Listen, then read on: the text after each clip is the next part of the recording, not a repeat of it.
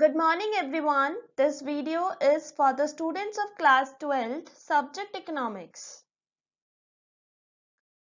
In this video, we shall read our lesson number 8, that is short run equilibrium output. And this is my lecture number 2 for lesson 8 from our book Macroeconomics.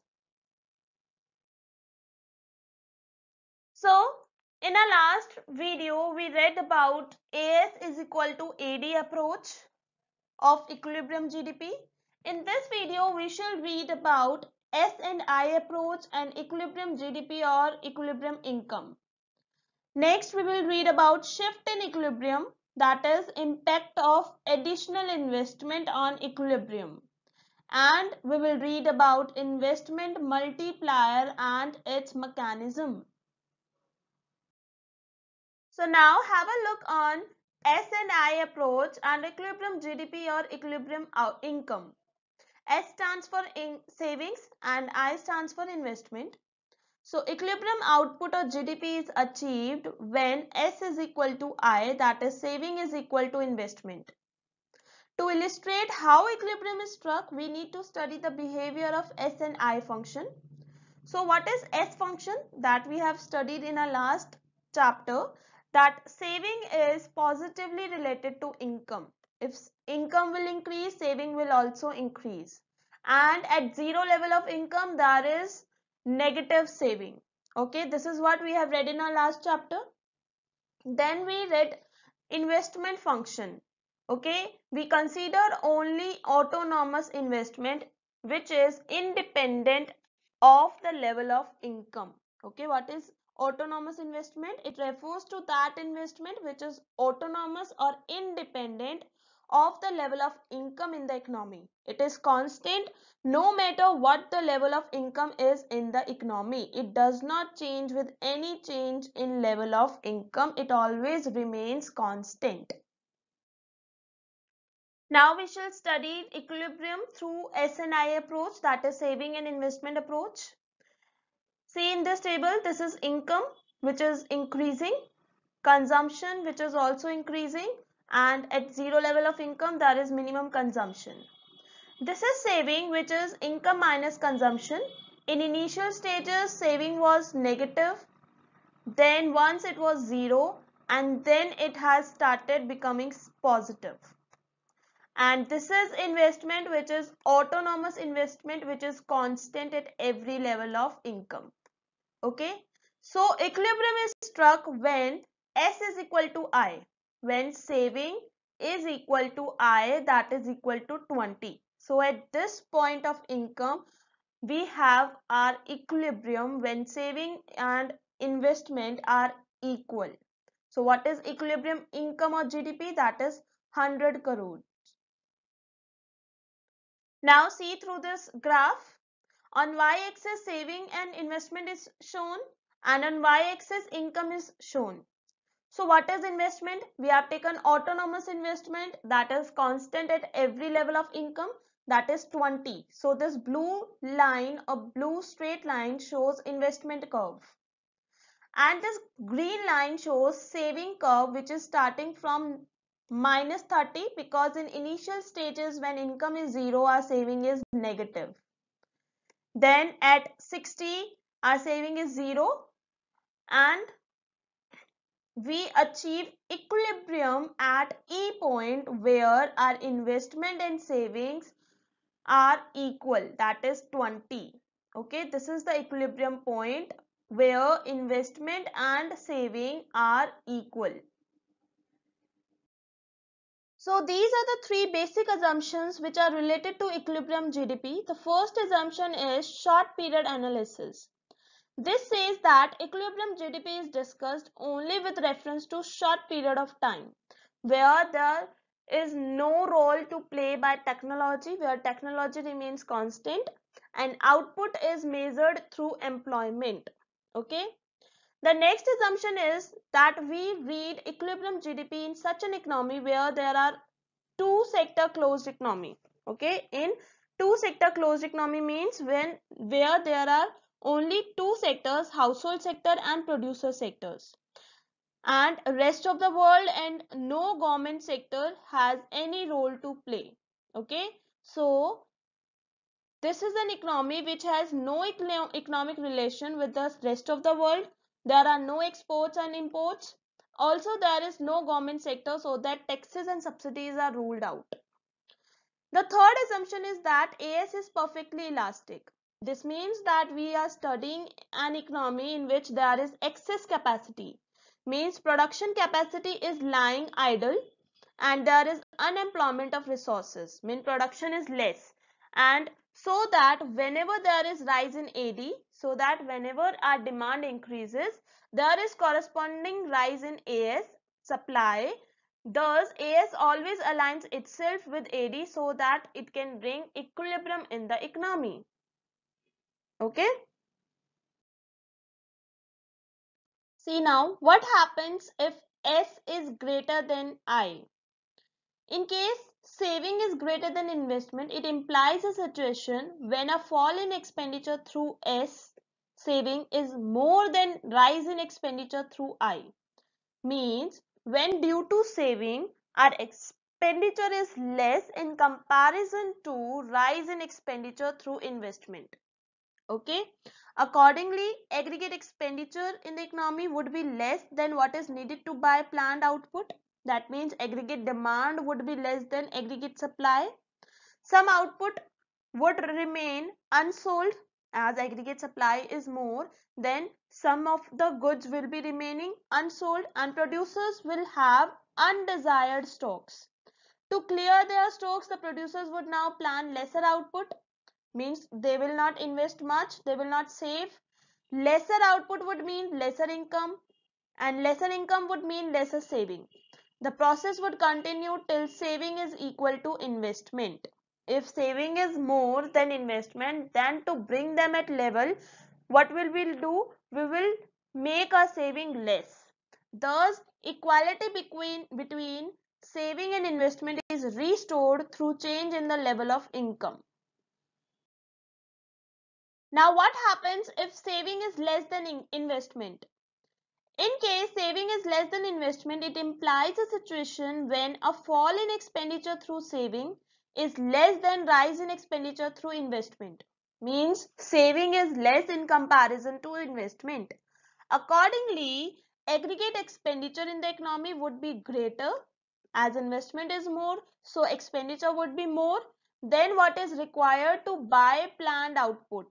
Then our saving through which we will plan to buy the output. It is a situation when higher when AD is higher than AS. The producers would suffer the loss of unfulfilled demand.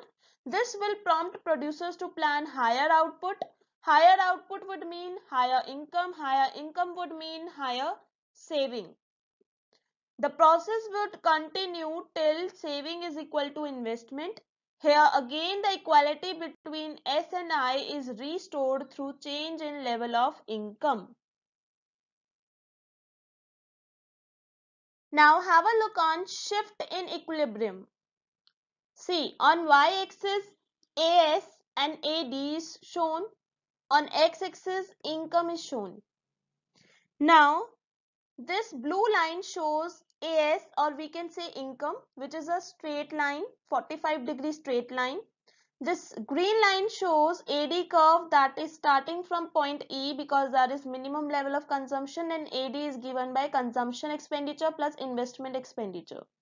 So on this curve, A is the point that determines the initial equilibrium when AD is equal to C plus I, and equilibrium GDP is given by OJ.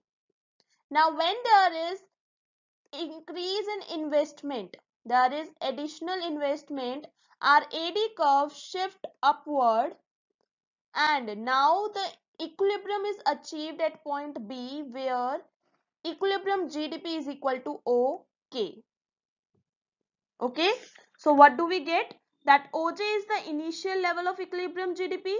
Due to additional investment, the AD function shifts upward, and it is now indicated by C plus I plus delta I. Okay, this one, it is indicated by C plus I plus delta I. It causes an increase in equilibrium GDP from OJ to OK. Now we shall read about investment multiplier and its mechanism. Now we have seen that additional investment causes additional output. That means additional investment results in additional output in the economy. Okay, we have noted that increase in income is many times more than increase in investment. It is obvious that if we will invest something in our economy, then our income will also increase. So the factor by which the increase in income is greater than increase in investment is called investment multiplier or output multiplier. Or we can say it refers to the number of times by which the increase in income exceeds the increase in investment. It is measured as the ratio between change in output or income and change in investment. Okay, means how much we are investing in the economy and by how many times our income is increasing. The ratio between them is given by investment multiplier. The formula is K is equal to delta Y divided by delta I. K is multiplier, delta Y is change in income or output, and delta I is change in investment. Now have a look on relationship between multiplier and MPC. There is direct relationship between multiplier and MPC. Direct relationship means if MPC will become high, then multiplier will also become high. That means if MPC will increase, that means income will also increase. See, higher the value of MPC, higher the multiplier and vice versa. In fact, multiplier is often estimated with reference to MPC. The formula is K multiplier is equal to 1 divided by 1 minus MPC. This equation establishes a direct relationship between MPC and K, that is multiplier. Now, how do we find that K is equal to 1 divided by 1 minus MPC? What would be the derivation of this? See. We know that multiplier is equal to delta Y change in income divided by delta I change in investment, that we have already read. Okay, this is the multiplier mechanism. We also know that Y is equal to C plus I in the state of equilibrium, that income is equal to consumption plus investment. This means that either we consume, either we use the income as a consumption expenditure or we use income as investment expenditure. So accordingly, change in income would result to change in consumption plus change in investment. From here we get change in investment is equal to change in income minus change in consumption. Delta I is equal to delta Y minus delta C. Putting the value of delta I in equation 1. Putting this value in equation 1, we get K is equal to delta Y divided by delta Y minus delta C. Now dividing this numerator and this denominator by delta Y, we get delta Y divided by delta Y divide by delta Y divided by delta Y minus delta C divided by delta Y. We got here 1 divided by 1 minus delta C by delta Y. Now what is this? What is delta C divided by delta Y? This is MPC. So we got K is equal to 1 divided by 1 minus MPC. Now we know that 1 minus MPC is MPS, as both the sum is 1. So MPS is 1 minus MPC. So we can also write that multiplier is equal to 1 divided by MPS, that is marginal propensity to save. Okay, so this is the derivation and this is very important.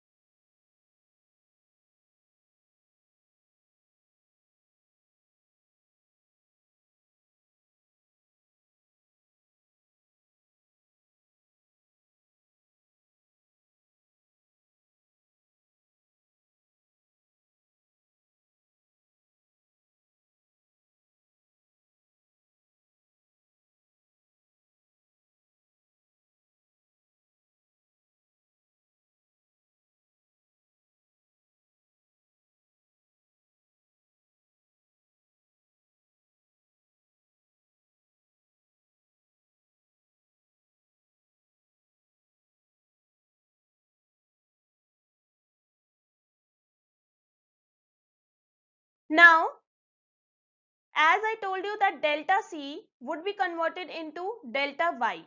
Why? Because delta C is expenditure and expenditure causes income. Okay, as I told you that if I will do some expenditure, that would be income for other person. So what kind of expenditure I can do? I can do consumption expenditure also. So in round 2, we will notice that change in consumption would be converted into change in income. Okay, my consumption expenditure would become income in the next round. Here comes an important point. Higher value of MPC would mean higher delta C. See, if MPC is 0.4, then delta C would be 0.4 into 100. Why? See, we know that MPC is equal to delta C divided by delta Y, that is change in income. Now, it is taken that MPC is 0.4. Now, as MPC is 0.4 and change in income is 100.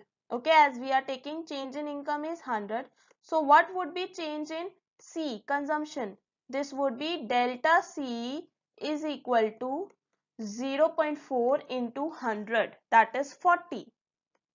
Now, if my MPC is increasing from 0.4 to 0.6, then after calculation I got my consumption expenditure has also increased from 40 to 60.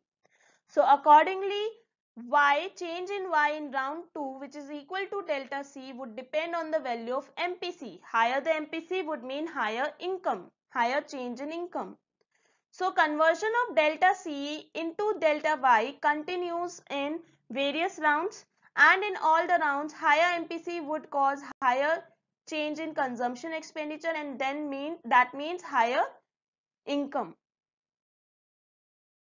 Hence, the conclusion is that higher the value of MPC, higher is the generation of income caused by given increase in investment, or that higher MPC, higher is the value of investment multiplier. Okay. Now understand this multiplier process through this table. This is round 1. There are many rounds, 1, 2, 3, 4, 5. Okay, and so on. This is increase in investment expenditure. In crores, suppose in an economy, we are investing 100 crores. Okay, during deflation or recession time period, to boost our economy, we are investing 100 crores in our economy. Now that 100 crore investment would change in income for other person. So this would result in income, change in income of 100 crores. Now I will use that income either as consumption or as savings. Okay. So my MPC, through an assumption, my MPC is 0.5. So how much will I consume? I will consume 0.5 of our income, that is 50, and remaining I will save, that is 50. Okay, see how I got here 50. I have calculated, we know that MPC is equal to delta C divided by delta Y. So what is MPC? MP is 0.5. What is delta Y? Delta Y is 100. And what is delta C? That I have to calculate. So from here I have calculated that delta C is 50. Okay. Now 50% I will save. Now this consumption expenditure would become my income.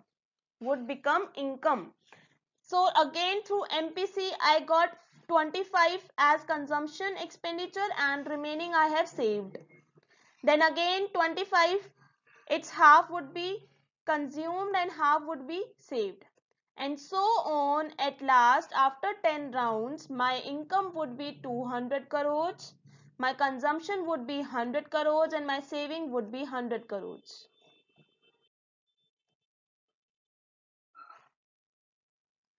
Now have a look on this forward action and backward action of multiplier. Multiplier action is either forward or backward. It is forward when there is a multiple increase in income caused by increase in investment. Okay, if our income is increasing with increase in investment, then it will have a forward action multiplier. On the other hand, multiplier action is backward when there is decrease in income caused by decrease in investment.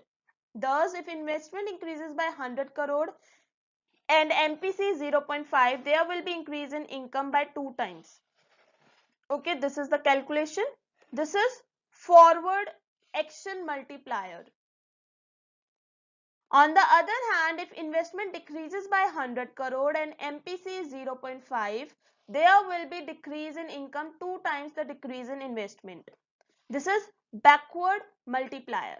Okay, see, change in delta Y is equal to K into minus delta investment. Why minus? Because investment is decreasing. So from here I would get income, that is minus 200. It is decreasing, that's why it is a backward action multiplier. So at the end we can conclude that if there is forward action multiplier, then equilibrium level of income would increase, and if there is backward action multiplier, that means equilibrium level of income would decrease. So your homework is you have to read complete chapter 8 thoroughly and do numerical problems given on page number 445 to 448 in your books.